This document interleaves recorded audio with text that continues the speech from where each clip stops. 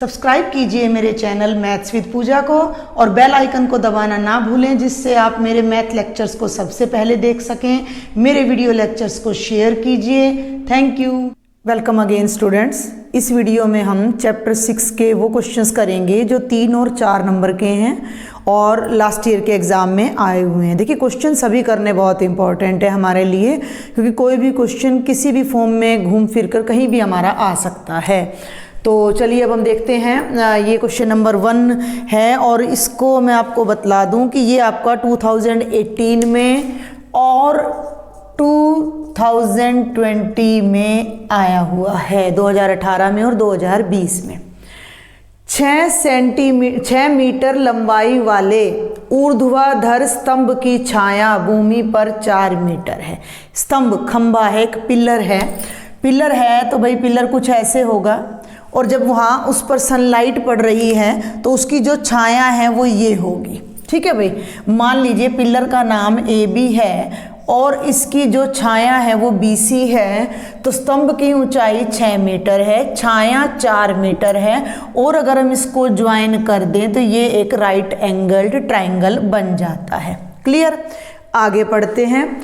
उसी समय at the same time एक मीनार की छाया 28 मीटर है। भाई ये मीनार और पिलर का क्या रोल है, आप एक छोटी सी बात को समझें कि सपोज कर लीजिए कि मैं एज ए पिलर यहाँ खड़ी हूँ और एक मीनार है, कहीं भी हो सकती है वो इसी परिसर में, तो उस मीनार पर तो दोनों पर सनलाइट सेम टाइम पर पड़ रही है। क्लियर?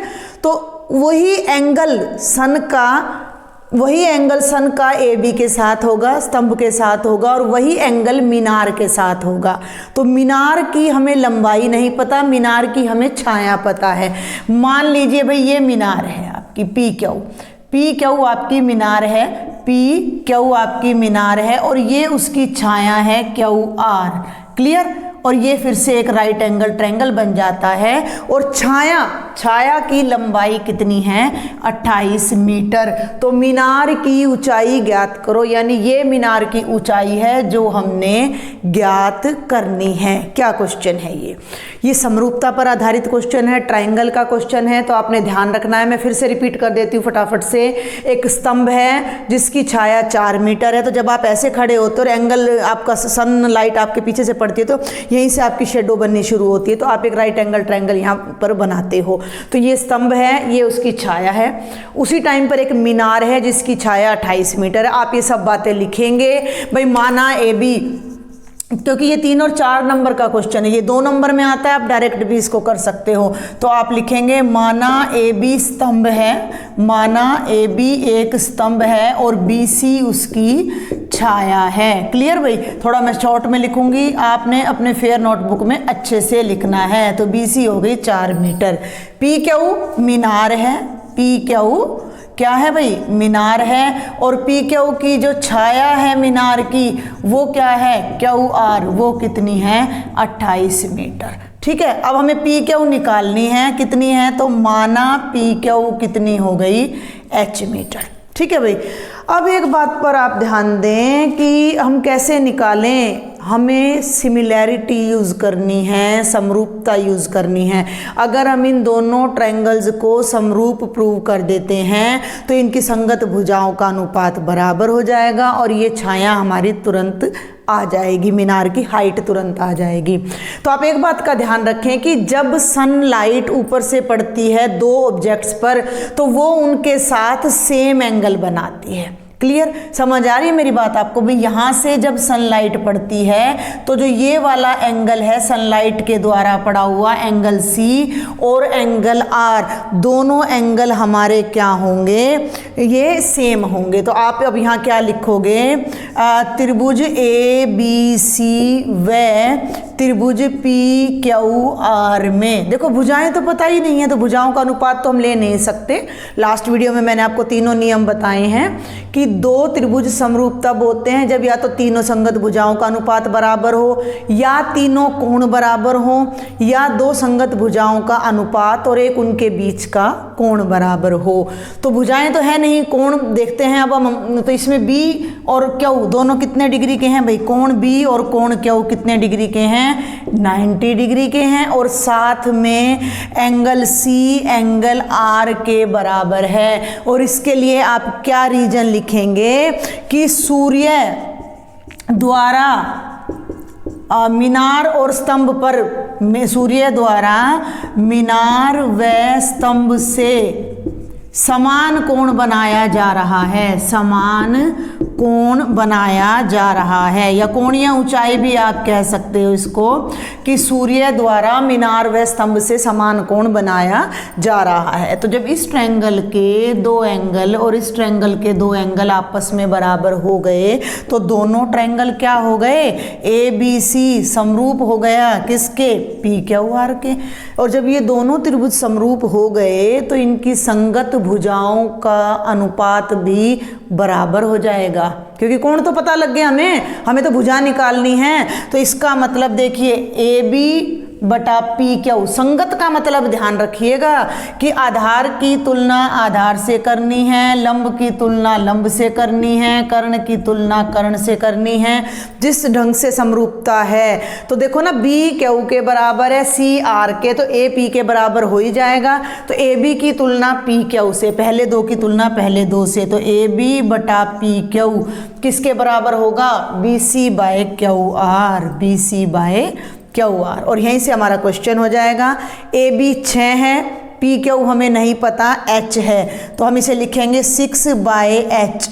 और बी सी कितना है? 4 है, और ये कितना है? 28 है। इस रिलेशन से अब हम फटाफट एच की वैल्यू निकालेंगे।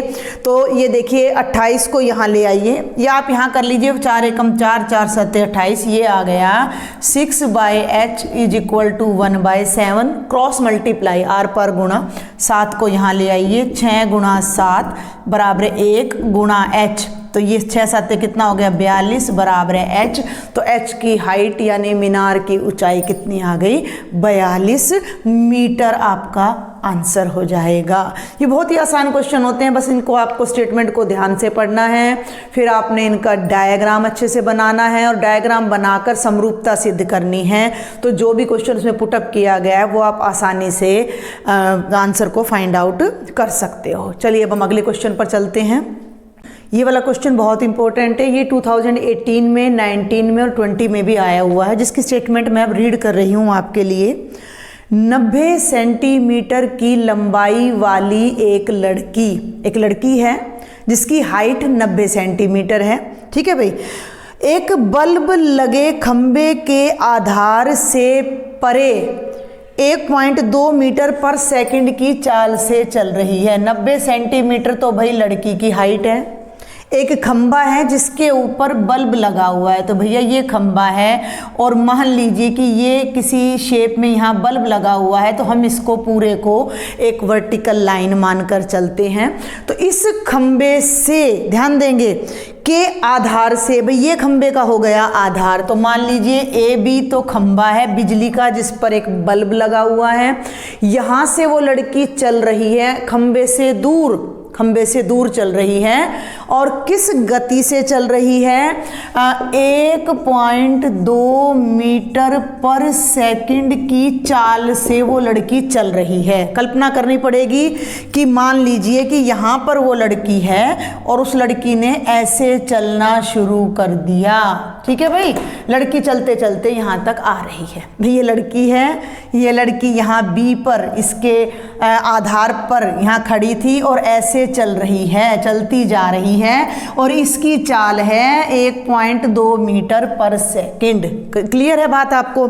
आगे बढ़ते हैं। यदि बल्ब, ये जो बल्ब दिख रहा है ऊपर, भूमि से 3.6 मीटर की ऊंचाई पर है, यानी कि इस बल्ब की जो हाइट है वो कितनी है भाई? 3.6 मीटर। Understand my point? ये थोड़ा कंफ्यूजिंग ना हो जाए, मैं डिफरेंट कलर आपको यहाँ पर यूज़ कर देती हूँ कि ये देखिए, ये जो हम लगा रहे हैं ये बल्ब की हाइट के लिए हमने यहाँ एरो लगा दिया है। तो ये बल्ब है जिसकी हाइट 3.6 मीटर है। तो 4 सेकंड बाद, आफ्टर 4 सेकंड्स, यानी 4 सेकंड के बाद उस लड़की की छाया की लंबाई ज्ञात करें। फिर से एक बार जल्दी से देखते हैं स्टेटमेंट को। एक बिजली का खंबा है जिस पर एक बल्ब लगा हुआ है, उस पूरे खंबे की बल्ब के तक की जो हाइट है वो 3.6 मीटर है।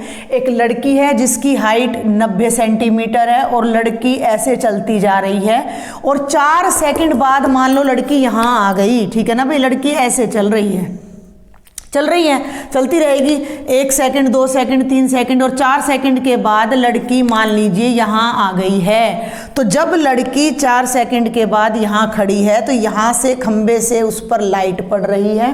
क्लियर भाई, यहाँ से लड़की पर, ये लड़की है भाई 90 सेंटीमीटर हाइट की लड़की है, ठीक है, 90 सेंटीमीटर हाइट की लड़की है और लड़की पर ये यहाँ से लाइट पड़ रही है। क्लियर। और यहाँ जब लाइट पड़ रही है तो लड़की की छाया यहाँ तक जा रही है। तो ये जो सी से और यहाँ तक, इस पॉइंट को नाम दे दीजिए ई और ये सी डी। समझे क्वेश्चन को।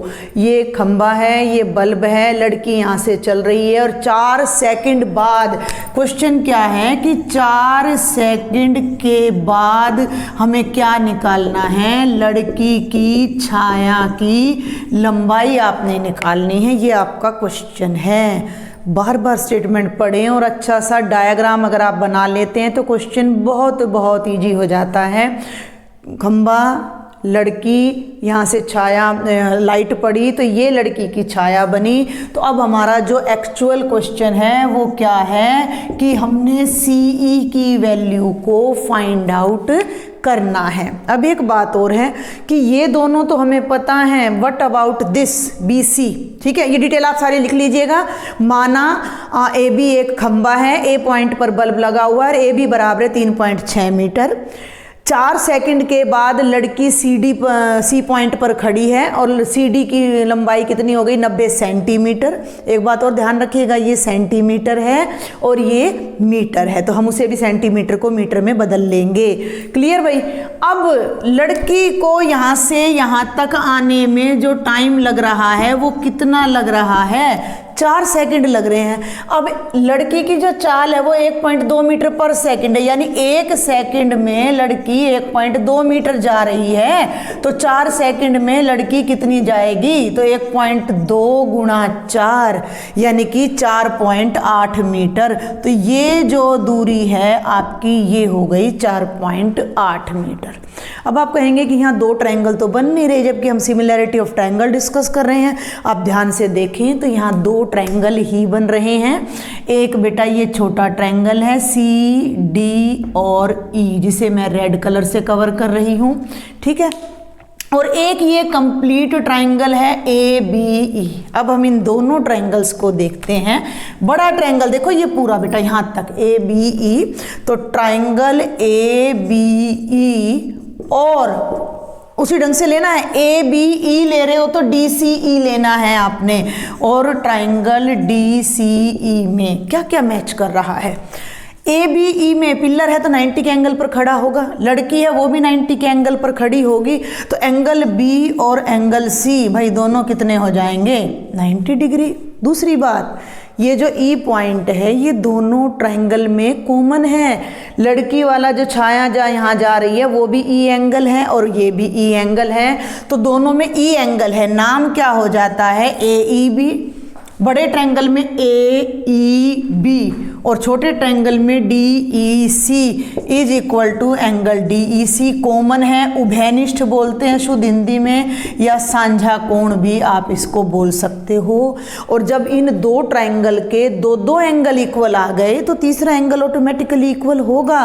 तो हमारा जो AAA नियम है उससे हमारा जो त्रिभुज ABC है वो त्रिभुज DCE के क्या हो जाएगा, समरूप हो जाएगा। क्लियर, यहाँ तक समझ आई बात आपको। अब देखिए हमने करना क्या है, ये सारी बातें आपने लिखनी है, मैं बार बार बता रही हूँ। AB एक खंबा है और ये लड़की है। माना 4 सेकंड के बाद लड़की की छाया CE है जो कि कितनी है, X मीटर है। क्लियर, जो कि x मीटर है। और एक काम और करिएगा, अब आप यहाँ पर जब आप सारी डायमेंशंस लिखोगे तो ए बी आपका है भाई 3.6 मीटर, बी सी हम पहले ही निकाल चुके हैं 4.8 मीटर, बच गया सी डी, तो सी डी आपका 90 सेंटीमीटर है। और बेटा जी सेंटीमीटर के मीटर बनाने के लिए हम क्या करते हैं, 100 से डिवाइड कर देते हैं, तो ये 9/10 कर लीजिए या 0.9 मीटर कर लीजिए। क्लियर है बात आपको। चलिए अब हम आगे चलते हैं। जब ये दोनों त्रिभुज समरूप हो गए हैं तो इनकी संगत भुजाओं का अनुपात भी बराबर आएगा। तो वो संगत भुजाओं का अनुपात क्या होगा, देखो भाई, अब ए बी हमें पता है, सी डी हमें पता है, क्लियर। बी ई में ये एक्स एक्स्ट्रा है और सी ई हमने निकालना है, तो हम इनको लेके चलते हैं। A B pillar divided by C D, A B C D बराबर बी ई बटा सी ई, बी ई बटा सी ई। क्लियर, आपको लॉजिक समझ आ रहा है भाई। हमने डायग्राम बनाया तो दो ट्रायंगल बन गए, दोनों ट्रायंगल समरूप हो गए, हमें एंगल्स पता थे, साइड हमने निकालनी है, तो एंगल की हेल्प से हमने त्रिभुज को समरूप सिद्ध कर दिया। अब उस समरूपता से भुजाओं का अनुपात जब हम लेंगे तो इन भुजाओं का अनुपात हमें पता है और उसकी सहायता से इनका अनुपात हमें मिल जाएगा और हमारे x की वैल्यू आ जाएगी। तो ए बी कितना है भाई, 3.6, यहीं पर कराती हूँ मैं आपको। ए बी कितना है बेटा, 3.6, और ये कितना है, 90 सेंटीमीटर मैंने कितना बताया था, 0.9 is equal to B E. अब बी ई पे ध्यान देंगे, बी ई मैं शॉर्ट में करा रही हूँ, जब आप इसको पूरा एक्सप्लेन करेंगे अपनी नोटबुक में तो अच्छे से करेंगे। बी ई, तो बी ई कहाँ है, बी ई कितना है, बी ई की जो लंबाई है वो है बी सी जमा सी ई, बी सी जमा सी ई। बी सी कितना है, 4.8, और सी ई कितना है, x, तो ये हो जाएगा 4.8 जमा x, 4.8 जमा x, तो ऊपर तो आ जाएगा 4.8 जमा x, और सी ई कितना हो जाएगा, x मीटर। अब हमारा काम रह जाता है केवल इस रिलेशन को सॉल्व करना। शुड आई रिपीट, देखिए ये एक पिलर है जिस पर बल्ब लगा हुआ है, 3.6 मीटर इसकी हाइट है, इससे एक लड़की दूर जाती जा रही है जिसकी ऊंचाई 90 सेंटीमीटर है, और वो लड़की जब चल रही है तो उसकी स्पीड 1.2 मीटर पर सेकंड है। 4 सेकंड के बाद जब लड़की खड़ी है तो हमसे पूछा गया है कि उसकी छाया कितनी लंबी है। क्लियर, माना खंबा ए बी है, लड़की 4 सेकंड के बाद सी पॉइंट पर खड़ी है, सी डी 90 सेंटीमीटर है, 4 सेकंड के बाद लड़की की खंबे से जो दूरी है बी सी वो कितनी हो जाएगी, 4.8 मीटर हो जाएगी। माना उस समय लड़की की जो छाया है वो सी ई एक्स मीटर है। क्लियर है, ये सारी बातें जो मैं बोल रही हूँ ये आपने लिखनी है, तो आप स्लो करके वीडियो को और इनको लिखिएगा। चलिए अब हम आगे बढ़े। फिर हमने क्या किया कि हमने ट्राइंगल ए बी सी और डी सी ई को समरूप सिद्ध कर दिया। कैसे कि भाई ये दोनों एंगल 90 हैं और ई हमारा कॉमन है, तो जब दो त्रिभुज समरूप हो गए तो उनकी अन्य संगत भुजाओं का अनुपात भी बराबर होगा। तो भाई ए बी बटा सी डी किसके बराबर हो गया, बी ई बटा सी ई के। तो ये हो गया 3.6 बटा 0.9 बराबर 4.8 जमा x बटा x। अब इसकी कैलकुलेशन आपने बड़े ध्यानपूर्वक करनी है। देखिए 3.6 और 9 दोनों में एक एक स्थान पर दशमलव के बाद एक एक अंक है तो कट जाएगा और ये 9 चौक 36 आ जाएगा, तो ये बन गया 4 बराबर है, ध्यान देंगे 4.8 जमा x बटा x। आर पार गुणा कर लीजिए, x यहाँ जाएगा तो ये बन जाएगा 4x बराबर है 4.8 जमा x। x को एक तरफ कर लीजिए, इधर ले आइए, 4x घटा x बराबर है 4.8, 4x में से x गया भाई 3x बराबर है 4.8 और x आ जाएगा बेटा 4.8 बटे 3, 16 3 48 होता है, तो इसको हम डायरेक्ट भाग करेंगे तो ये बन जाएगा 1.6 मीटर। और ये x हमने किसको सपोज किया था, लड़की की छाया की लंबाई को हमने सपोज किया था, तो वो छाया कितनी हो जाएगी, 1.6 मीटर हो जाएगी। तो ये बड़ा इंपॉर्टेंट क्वेश्चन है जो कि लास्ट 3 इयर्स में आया है। चलिए अब हम नेक्स्ट क्वेश्चन करते हैं। अगर आपको कोई डाउट है तो आप मुझे कमेंट बॉक्स में लिखें ताकि मैं इसको और अच्छे से आपको कराने की कोशिश कर सकूं। चलिए अब हम एक और न्यूमेरिकल देखते हैं जो कि बहुत ही आसान है और 2020 में आया हुआ है। क्या न्यूमेरिकल है? एक सीढ़ी किसी दीवार पर इस प्रकार टिकी हुई है कि इसका निचला सिरा दीवार से 2.5 मीटर दूर है। ये दीवार है और बेटा ये सीढ़ी है। तो जब ये सीढ़ी, ये दीवार है और ये सीढ़ी है, तो ये जो अंतर है ये 2.5 मीटर है। क्लियर? ये दीवार है, ये सीढ़ी है, ये अंतर 2.5 मीटर है। ध्यान देंगे कि ये दीवार है, यहाँ ये सीढ़ी लगी हुई है और ये जो दीवार के आधार और सीढ़ी के बीच का अंतर है, ये अंतर 2.5 मीटर है। समझ आ गई मेरी बात? एक सीढ़ी दीवार पर इस प्रकार टिकी हुई कि निचला सिरा दीवार से 2.5 मीटर की दूरी पर है और इसका ऊपरी सिरा, किसका ऊपरी सिरा? सीढ़ी का ऊपरी सिरा भूमि से 6 मीटर की ऊंचाई पर बनी एक खिड़की पर पहुंचता है। ये सीढ़ी का जो ये ऊपरी सिरा है, भूमि से एक खिड़की बनी हुई है यहाँ ए बिंदु पर, जो कि 6 मीटर है हाइट में, और वहाँ ये सिरा पहुँच रहा है। तो ये सब बातें आपको घुमाने के लिए की जाती हैं।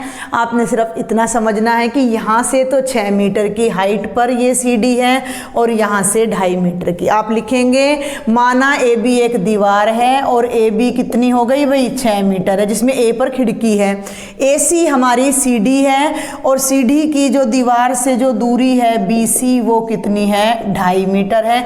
अब क्वेश्चन देखिए कितना आसान है। सीढ़ी की लंबाई ज्ञात करें। तो सीढ़ी की लंबाई AC मान लिया हमने कितनी है?